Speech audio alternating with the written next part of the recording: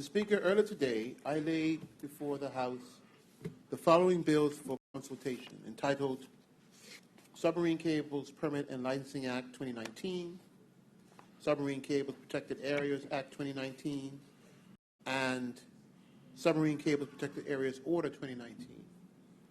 Mr. Speaker, this new and innovative legislation provides a regulatory framework to introduce this potentially valuable sector to the islands.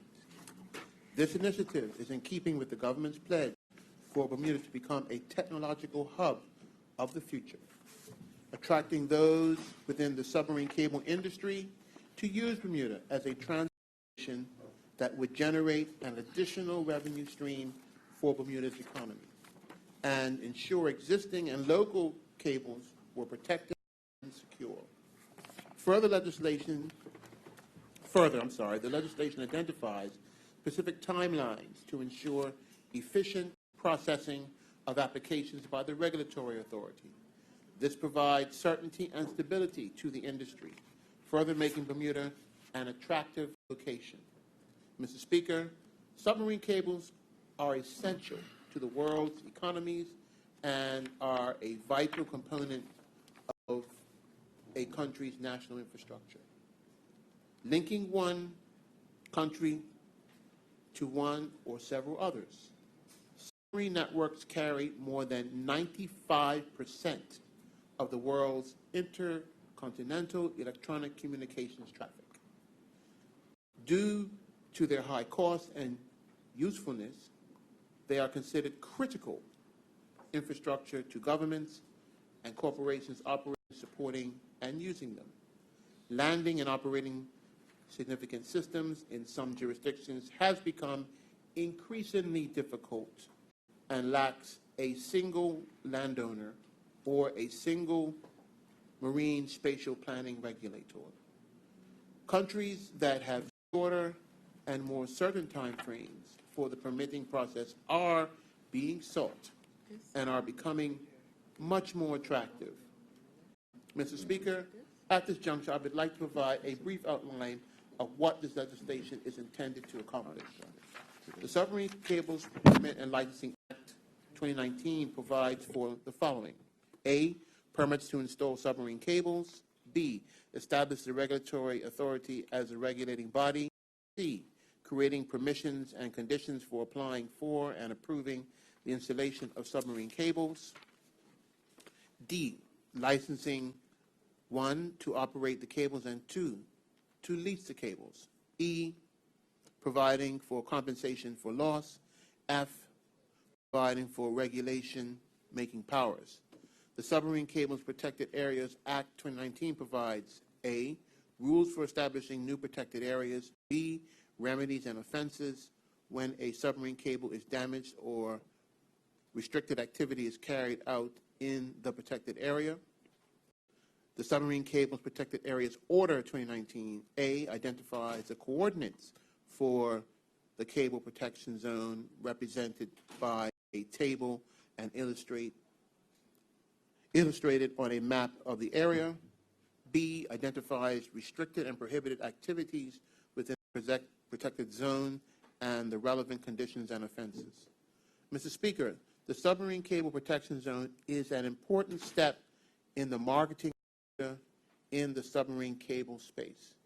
A submarine cable protection zone represents industry best practice and demonstrates that we are working on policy and planning to support and promote the industry's objectives. A protection zone affords protection and certainty. Both are very important in the choice for locating and operating a system. It is important to note that the protection area designed by the Submarine Cables Protection Area 2019 already contains 3 submarine cable systems: GlobeNet, Gemini, and Challenger. The key for international business cables is certainty of process and ease of access. The proposed bills provide this. Speaker, from this platform, we will be able to use this material to promote landing submarine cables in Bermuda.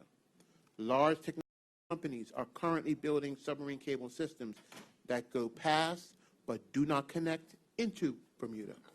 We are hoping to highlight to these companies that the opportunity to do a branching unit from those planned systems into Bermuda create economic substance with significant infrastructure and thus supporting any intellectual property company assets that are located in Bermuda. Mr. Speaker, in regards to the current configuration of the proposed submarine cables protection zone, the shape of the zone has been developed as a result of a desktop survey carried out by the International EGS survey commissioned by the Bermuda Business Development Agency. EGS survey specializes in providing global specialist multidisciplinary marine survey support to gas, telecommunications, energy, and renewables and marine infrastructure market sectors. As part of the desktop survey, input was sought from major stakeholders of the marine environment, including the Department of Environment and Natural Resources, Marine and Ports, Energy Planning, as well as the estate section of the Ministry of Public Works. Comment was also sought from the Marine Resources Board, Commercial Fisheries Council, Historic Wrecks Authority, as well as dive boat operators here in Bermuda. Mr. Speaker, this comprehensive report looked at all of the factors required to develop a submarine sector, most notably Bermuda's geology, existing and potential land sites, hazards and restrictions, and cable engineering. It also addressed challenges a cable protection area would have on Bermuda's ecology, benthic habitat, protected species, as well as the commercial fishery and diving sector. Mr. Speaker, the result is a single area that incorporates all the existing deep water submarine cable routes and which is designed to have as minimal impact on the current and future use of the area while allowing sufficient scope for the development of the submarine cable sector to the best industry standards. Mr. Speaker, the Bermuda Development Agency is currently focused on promoting Bermuda as an Atlantic digital hub for interconnection of cables. There is currently no Atlantic hub for interconnection of cables. There is currently no Atlantic hub and because of our unique prime geographic location, Mr. Speaker, Bermuda is a logic choice to become that hub. By comparison, the Pacific has 3 hubs, Guam, Hawaii, and Fiji. This is the focus of these transit cable systems market opportunities. Mr. Speaker, this legislation will put Bermuda back on the submarine cable industry map by promoting Bermuda as a jurisdiction of choice for submarine cable companies to have their headquarters located here. Honorable members will be aware that companies such as Southern Cross Cable Network and Australia-Japan Cable have their head offices located in Bermuda. These companies have people on island, employ Bermudians, and use our head office support services. We aim to attract similar submarine cables to the island. Mr. Speaker, it is intended that the bills will be tabled for consultation for 2 reasons. Firstly, to highlight to industry the government's intent to compete in this valuable business. Secondly, because the industry and legislation is new to Bermuda, it is intended to obtain comment from those stakeholders within the industry. Consultation would continue for the month of October, after which any amendments will be made and final versions of the bills will be laid in the legislature in November. Mr. Speaker, lastly, it would be remiss if I did not recognize the efforts of the team responsible for producing this legislation.